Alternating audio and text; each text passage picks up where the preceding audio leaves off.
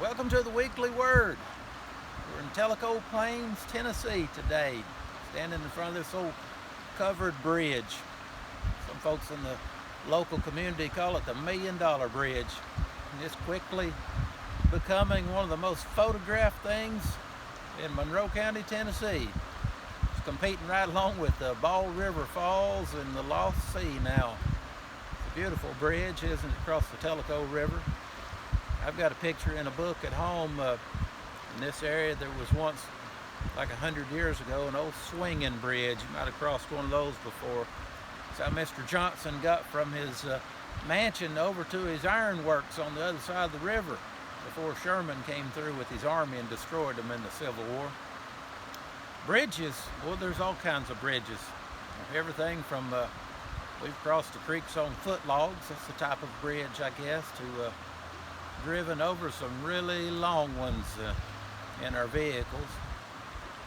It takes a little bit of faith and trust to cross a bridge. You ever think about that? Every time you drive your car across one, you've got faith that it won't fall, and you're trusting in the engineers and the constructors and everything that went into it, aren't you? Well, bridges come in all shapes, forms, and fashion, but they're really just a way to get from one side to the other one. Jesus sort of called himself a bridge one time. A ladder's a type of bridge. It's a vertical bridge to go from down to up and from up to down. And in the last chapter of the first chapter, the last verse of the book of John, Jesus told Nathanael, he said, "From henceforth the heavens will be open and people will see angels ascending and descending upon the Son of Man." I think Jesus was comparing himself to Jacob's ladder, which was a type of Jesus, because Jesus is the only way to get from earth to heaven. He's the one who bridged the way, that gap before us.